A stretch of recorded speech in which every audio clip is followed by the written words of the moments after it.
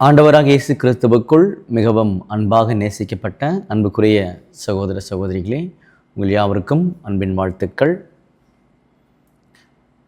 விசேஷ விதமாக ஜீவனும் ஜீவ உரிமைகளும் என்ற தலைப்பின் கீழாக தேவனுடைய தெய்வீகமான காரியங்களை பார்த்துட்ருக்கிறோம். ஸோ அந்த வகையில் இன்றைய நாளுக்குரிய ஒரு கேள்வி பதிலுக்குள்ளாக கடந்து போவதற்கு முன்பாக ஒரு சிறிய ஜெபம் பண்ணிடலாம். சர்வ வல்லமையும் மகா இரக்கமும் கிருபையும் நிறைந்த அன்பின் பரலோக பிதாவே, உமக்கே துதியும் சோஸ்திரமும் கனமும் மகிமையும் சதா காலங்களிலும் உண்டாயிருப்பதாக. தேவரீர் விசேஷமாக எங்களுடைய வாழ்நாட்களில் ஒரு நாளை கூட்டி கொடுத்து மறுபடியுமாக உம்முடைய திட்டங்களின் மகத்துவங்களை காணும்படி நேசியத கிருபைகளுக்காக நன்றி செலுத்துகின்றோம். இப்பொழுதும் கூட நாங்கள் தெரிந்து கொள்ளக்கூடிய காரியத்தை நன்றாக நிதானித்து புரிந்து கொள்ள தேவன் தாமே கிருபை செய்ய வேண்டுமாய் ஜபிக்கின்றோம். இவையாவும் எங்கள் மீட்பெரும் இரட்சகரும் குருவுமாகிய ஆண்டவராகிய இயேசு கிறிஸ்து நாமத்தினாலே கேட்கிறோம் நல்ல பிதாவே, ஆமேன். ஓகே, அன்புக்குரிய சகோதர சகோதரிகளே, 1911 வருஷத்தில் கேட்கப்பட்ட இன்னொரு கேள்வி. ஸோ இந்த கேள்வியும் பார்த்திங்கன்னா ரொம்ப நல்ல கேள்வி, நல்ல பதில் இருக்குது. அதனால் நிதானமாக உள்வாங்கும் பொழுது சிந்திக்க முடியும். கேள்வியை படிக்கலாம். நாம் நம்முடைய ஜீவ உரிமைகளை எப்போது ஒப்புக்கொடுத்தோம்? அர்ப்பணிப்பிலா அல்லது மரணத்திலா அப்படின்னு பார்த்தீங்கன்னா ஒரு கேள்வி என்ன பண்ணியிருக்காருன்னா கேட்டிருக்காரு. சரிங்களா? நாம் நம்முடைய ஜீவ உரிமைகளை, அதாவது லைஃப் ரைட்ஸ், எப்போது ஒப்புக்கொடுத்தோம்? அர்ப்பணிப்பிலா அல்லது மரணத்திலா அப்படின்றது பதில். நாம் நம்முடைய ஜீவ உரிமைகளை அர்ப்பணிப்பில் ஒப்புக் கொடுக்கிறோம். நாம் நம்முடைய ஜீவ உரிமைகளை, லைஃப் ரைட்ஸை அர்ப்பணிப்பில் ஒப்புக் கொடுக்கின்றோம். ஸோ டீட்டெயிலாக ஃபுல்லாக படிக்கணும், அப்போ அது புரியும். நீங்கள் ஒப்புக் கொடுப்பதில் முக்கியமானது இதுவே. நீங்கள் ஒப்புக் கொடுப்பதில் முக்கியமானது இதுவே. உங்களிடம் இருக்கிறதை ஒப்புக் கொடுக்கிறீர்கள். உங்களிடம் இருப்பது மிக குறைவு. உங்களிடம் இருப்பதை ஒப்புக் கொடுக்கிறீர்கள். உங்களிடம் இருப்பது மிக குறைவு. எவர் ஒருவிடம் இருப்பதும் மிக குறைவு. உங்களிடம் இருக்கிறது ரொம்ப குறைவு. எவர் ஒருவரிடம், யாருக்கிட்டையுமே இருக்கிறது பார்த்தீங்கன்னா மிக குறைவு தான். எல்லாட்டும் இருக்கிறது மிக குறைவுன்னு சொல்லிட்டார். ஆனால் கர்த்தர் இயேசுவின் மூலமாக பூமிக்குரிய ஜீவ உரிமைகளை மனுக்குலத்தின் ஒவ்வொரு அங்கத்திற்கும் தேவன் அளிக்க கிறிஸ்துவில் ஏற்பாடு செய்திருக்கிறார். ஆனால் நம்முடைய ஆண்டவராக இயேசு கிறிஸ்துவுக்குள்ளாக இந்த பூமியில் இருக்கக்கூடிய ஒவ்வொருத்தருக்கும் இந்த உரிமைகளை கொடுப்பதற்கு தேவன் ஏற்பாடு செய்திருக்கிறார். திரும்ப படிக்கலாம். ஆனால் கர்த்தர் இயேசுவின் மூலமாக பூமிக்குரிய ஜீவ உரிமைகளை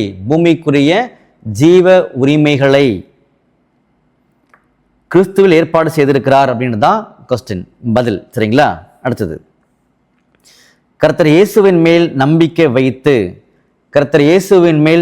வைத்து மனுக்குலத்திற்கான சீர்பொருந்துதலின் தேவனுடைய திட்டத்தை புரிந்து கொள்ளும் நேரத்திலிருந்து, கர்த்தர் இயேசுவின் மீது நம்பிக்கை வைத்து மனுக்குலத்திற்கான இந்த ஒரு தெய்வீக திட்டத்தை புரிந்து கொள்ளும் நேரத்திலிருந்து இந்த ஜீவனுக்குரிய உரிமைகள் உங்களை சார்ந்ததாக எண்ணப்படுகின்றது. ஸோ எப்போ முழுவதுமாக நம்முடைய ஆண்டவராக இயேசு கிறிஸ்து மீது விசுவாசம் வைத்து தெய்வீக திட்டங்களை புரிந்து கொள்கிறோமோ அந்த நேரத்திலிருந்து இந்த உரிமைகள்லாம் நம்முடையதாக எண்ணப்படுகின்றது சொல்லிட்டு கேஷுவலாக ஒரு விஷயத்தை எக்ஸ்பிளைன் பண்ணுறார். நீங்கள் உங்களிடம் சொல்லலாம், நான் என்னிடம் சொல்லிக்கொள்ளலாம். நீங்கள் உங்ககிட்ட சொல்லலாம், நான் என்கிட்ட சொல்லிக்கலாம். ஓ, எனக்கு இப்பொழுது குறுகிய கால ஜீவன் உள்ளது. எனக்கு இப்பொழுது குறுகிய கால ஜீவன் உள்ளது. உண்மையில் இது மிகவும் குறுகிய கால ஜீவன். உண்மையில் இது மிகவும் குறுகிய கால ஜீவன் அப்படின்னு சொல்றார். ஆனால் எதிர்காலத்தில் மனுஷ ஜீவனை நான் உடையவனாக இருக்கும் விதமாக மீட்பர் வழியாக தேவனுடைய ஏற்பாடு இருக்கிறது. ஸோ இப்போ இருக்கிறது குறுகிய கால ஜீவன். ஆனால் எதிர்காலத்தில் நம்முடைய மீட்பர் வழியாக ஜீவனை பெற்றுக்கொள்ளக்கூடிய வாய்ப்புகளை தேவன் ஏற்பாடு செய்திருக்கிறார் அப்படின்னு சொல்றார். இதுதான் பாயிண்ட். திரும்ப படிக்கலாம். எனக்கு இப்பொழுது குறுகிய கால ஜீவன் உள்ளது. உண்மையில் இது மிகவும் குறுகிய கால ஜீவன். ஆனால் எதிர்காலத்தில் மனுஷ ஜீவனை நான் உடையவனாக இருக்கும் விதமாக, எதிர்காலத்தில் மனுஷனுடைய ஜீவனை உடையவனாக இருக்கும்படியாக மீட்பர் வழியாக தேவனுடைய ஏற்பாடு இருக்கிறது. தேவனுடைய இரக்கத்தினால் இப்பொழுது மீட்பின் பலன் என் மீது சுமத்தப்படும். தேவனுடைய இரக்கத்தினால் மீட்பின் பலன் இப்பொழுது என் மீது சுமத்தப்படும். எனக்கு உள்ள எல்லாவற்றையும் நான் ஒப்புக்கொடுப்பேன். இப்பொழுது எனக்கு இருக்கும் உரிமை எதுவோ அதை நான் ஒப்புக்கொடுக்கிறேன். நான் என்னுடைய மனுஷ சுபாவத்தை செயல்படுத்தி கிறிஸ்துவின் பலியின் பொதுவான பலன் மூலமாக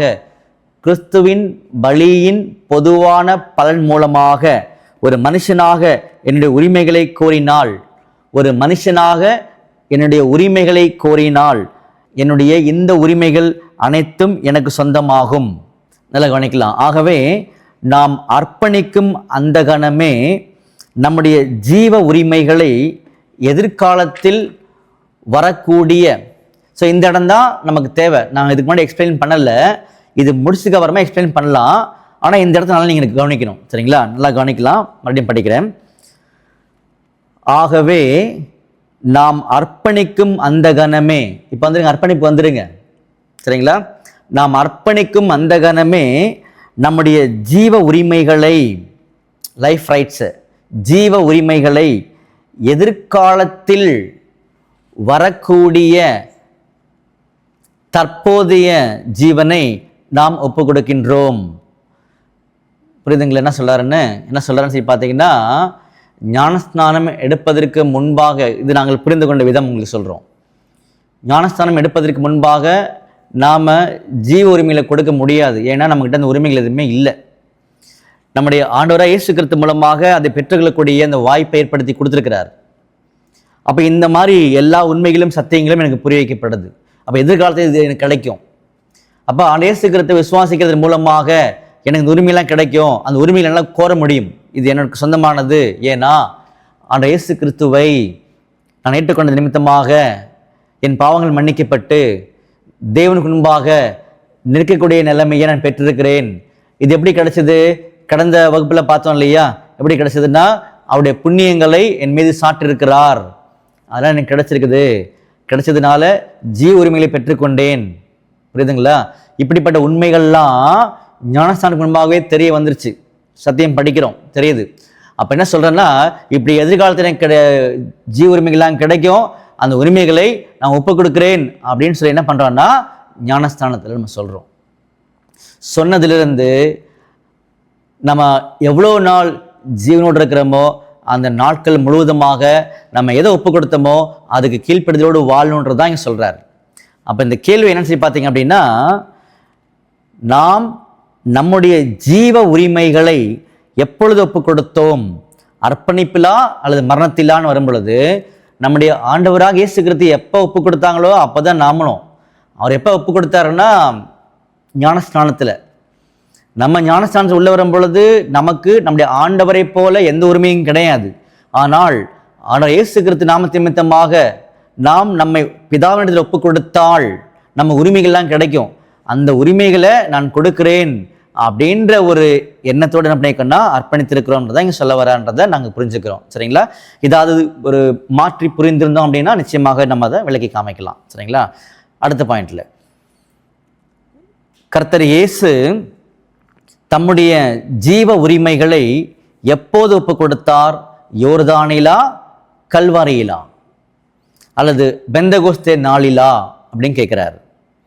கர்த்தர் இயேசு தம் ஜீவ உரிமைகளை யோர்தானில் ஒப்புக் கொடுத்தார். அவர் எல்லாவற்றையும் பிதாவின் கையில் ஒப்புக் கொடுத்தார். உம்முடைய சித்தத்தின்படி செய்ய இதோ வருகிறேன், புஸ்தக சுருளில் என்னை குறித்து எழுதியிருக்கிறதே.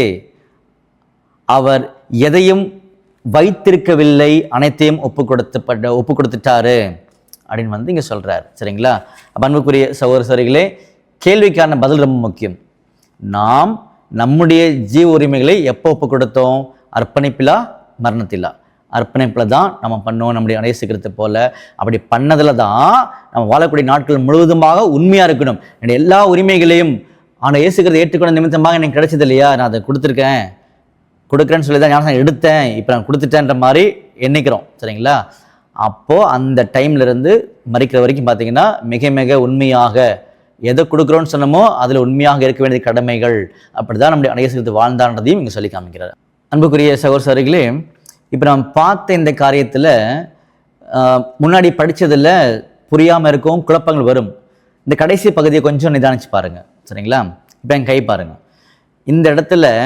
இந்த இடத்துல நம்முடைய ஆண்டவராக இயேசு கிறிஸ்துவை நம்ம நிறுத்துகிறோம். இந்த இடம் எதுன்னா நம்முடைய ஆண்டவர் இயேசு கிறிஸ்துவனுடைய ஞானஸ்நானம், அர்ப்பணிப்புடைய அடையாளம் ஞானஸ்நானம். இந்த இடத்துல அவர் என்ன சொல்கிறான்னு சொல்லி பார்க்கும் பொழுது, ஏற்கனவே முடிவு பண்ண காரியத்தை அங்கே ஒப்பு கொடுக்குறாரு. என்ன முடிவு பண்ணார்? என்னுடைய முழு மனுஷீக உரிமைகளை ஒப்பு கொடுக்குறேன்னு சொல்லி கொடுத்தாரு. ஏன் அவர் அந்த மாதிரி சொன்னார் அப்படின்னா, அவர் பூர்ணமான மனுஷன், அவர்கிட்ட எல்லா உரிமையும் அங்கே பார்த்தீங்கன்னா அங்கே இருக்குது. அதனால் அவர் சொன்னார். சொன்னதுலேருந்து இந்த ஞானஸ்தானத்திலேருந்து பாருங்கள், இது ஞானஸ்தானம், இங்கேருந்து மறிக்கும் என்ன ஒப்பு கொடுத்தாரோ அதில் உண்மையாக வாழ்ந்துட்டார். அதனால் பிதாகிய தேவன் உரிமைகளை அவர்கிட்ட திரும்ப கொடுத்துட்டார். இதுதான் பாயிண்ட். நமக்கு வரும்போது பாருங்கள், இது நம்முடைய ஞானஸ்தானம். சரிங்களா? இதுக்கு முந்தைய நிலைமை. இந்த முந்தைய நிலைமையில் நமக்கு ஜீவிப்பதற்கான உரிமை எதுவுமே கிடையாது. ஏன்னா ஆதாம் அவர்கள் மூலமாக வந்த சந்ததி நம்ம எல்லாருமே எல்லா உரிமைகளையும் இழந்துட்டோம். இப்போ இந்த ஞானஸ்தானத்தின் மூலமாக உள்ள வரக்கூடிய வாய்ப்புகள் கிடைக்கும் பொழுது, இந்த முன்னாடி பகுதியில் சத்தியங்கள்லாம் நமக்கு சொல்லப்படுது, பரிமாறப்படுது அப்படின்னு வரும் பொழுது, ஆண்டவராக இயேசு கிறிஸ்துவை, அவரை பற்றின விசுவாசத்தை நான் ஏற்றுக்கொண்டு அதுக்கு முழுவதுமாக இங்கே ஒப்பு கொடுக்கும் பொழுது எனக்கு மறுபடியுமான ஜீவ உரிமைகள் எனக்கு கிடைக்குது. சரிங்களா? இந்த உரிமைகளை நான் ஒப்பு கொடுப்பேன் அப்படின்னு சொல்லி சொல்கிறோம். பாருங்கள், இந்த இடம் ஞானஸ்தானம், இங்கே எல்லா இன்ஃபர்மேஷன் தெரிஞ்சிருச்சு. இந்த ஞானஸ்தானத்தில் ஒப்பு கொடுக்குற நாள்லேருந்து எனக்கு மறுபடியும் உரிமைகள்லாம் எனக்கு கிடைச்சிரும். அப்படி கிடைக்கும்போது நான் ஒப்பு கொடுத்துருவேன் அப்படின்னு சொல்லி தான் என்ன பண்ணுறோம்னா இந்த உடன்படிக்கை பண்ணுறோம். அப்போ இந்த உடன்படிக்கையில் நாள்லேருந்து எனக்கு ஜீவ உரிமைகள்லாம் எனக்கு கிடைக்குது. அந்த கிடைக்கிற உரிமைகளுக்கு நான் ஏற்கனவே ஒப்பு கொடுக்குறேன் சொன்னேன் இல்லையா? அப்போ ஒப்பு கொடுத்தது மாதிரி என்ன பண்ணோம்னா, நம்ம எவ்வளோ நாள் உயிரோடு இருக்க போகிறோமோ அவ்வளோ நாள் வாழ்க்கையை வாழணும். சரிங்களா? அப்போ அந்த உரிமைகளை நம்ம ஞானஸ்தானத்தில் பெற்றுக்கொண்டோம், அதை ஒப்பு கொடுக்கோன்றது ஏற்கனவே சொல்லிட்டோம். சொன்ன காரியத்தை தான் உண்மையாக வாழணுன்ற காரியத்தை இங்கே சொல்லி காமிச்சார். அப்போ இந்த காரியங்களை குறித்து சந்தேகங்கள் வருது இயல்பு தான். வரும் பொழுது நம்ம நிச்சயமாகவே இவ்வளோ தூரம் நம்மளை தேவன் வழி நடத்தினார், இன்றைக்கி இதெல்லாம் தெரிய வச்சிருக்காரு. இதோடைய இன்னும் அதிகமான புரிதலையும் தேவன் காமிப்பார். சரிங்களா? இப்போ சிறிய ஜெபம் பண்ணி நம்ம முடிச்சிடலாம். சர்வ வல்லமையும் மகா இரக்கமும் கிருபையும் நிறைந்த அன்பின் பரலோக பிதாவே, உமக்கே துதியும் சோஸ்திரமும் கனமும் மகிமையும் சதா காலங்களிலும் உண்டாயிருப்பதாக. பிதாவே, விசேஷமாக எங்களுடைய ஆண்டவர் இயேசு கிறிஸ்துவினுடைய அந்த வாழ்க்கையின் முறைமைகளை, அவருடைய உரிமைகளை, ஜீவ உரிமைகளை நீர் எங்களுக்கு வெளிப்படுத்தி கொடுத்திருக்கிறீர். இந்த காரியங்களை நாங்கள் மென்மேலும் நிதானமாக கற்றுக்கொண்டு புரிந்து கொள்ள, அதன்படி வாழ தேவன் தாமே கிருபை செய்ய வேண்டுமாய் ஜெபிக்கின்றோம். இவை யாவும் எங்கள் மீட்பரும் இரட்சகரும் குருவுமாகிய ஆண்டவராக இயேசு கிறிஸ்து நாமத்தினாலே கேட்கிறோம் நல்ல பிதாவே. ஆமேன்.